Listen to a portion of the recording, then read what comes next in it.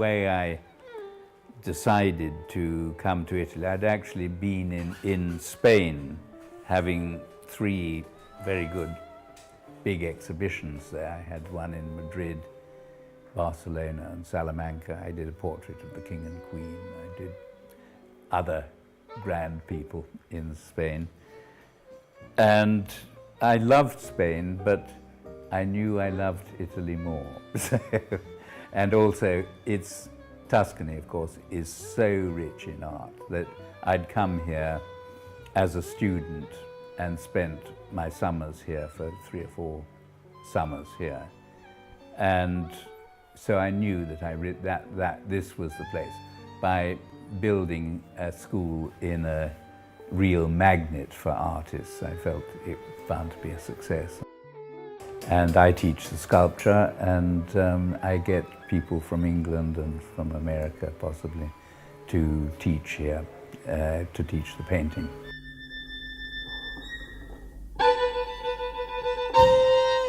I felt I had to find a name for myself, and New Humanism came to me as I was working on an art historical subject, in fact, because it's about human exchange. I've discovered a Sienese sculptor who is practically unknown. He did the whole of the facade of Orvieto Cathedral, which is too much. No one man can do it. But I've actually shown how he did it and why he's so extraordinarily good. I mean, he's a really great artist. And I started talking about him as a humanist, and then I thought, I'm a new humanist. That's the idea of it comes from Rembrandt, which I've also done a lot of work on Rembrandt's drawings.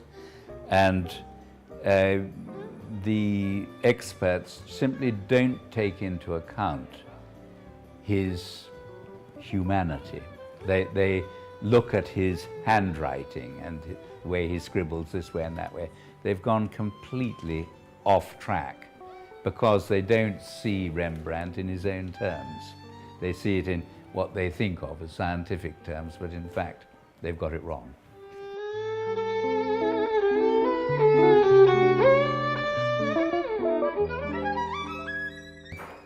We had St. Paul's girls here. They came to learn Italian and art, had a wonderful time. And the boys of the village wanted to raise a statue to me. My discoveries about Rembrandt are based on this idea of his being able to create space relationships between people in a way that nobody else can. It's obvious to most people that Rembrandt used models, live models, to work with. What they didn't know was that he also used mirrors a lot.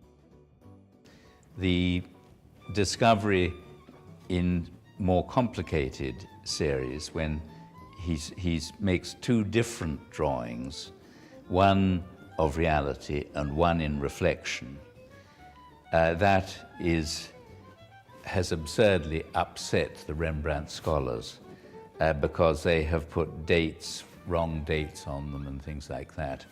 And they simply won't speak to me anymore, I'm afraid. That's the way it is. It's their whole foundation is simply wrong. They've been de-attributing Rembrandts over the last 30 years, mostly because they're mistaken. It's a terrible tragedy, but that's what's happened, and Rembrandt's reputation has dropped enormously, and it's my calling, I suppose, to try and put him back where he belongs, at the very top, the most humanist artist and a very, very great artist.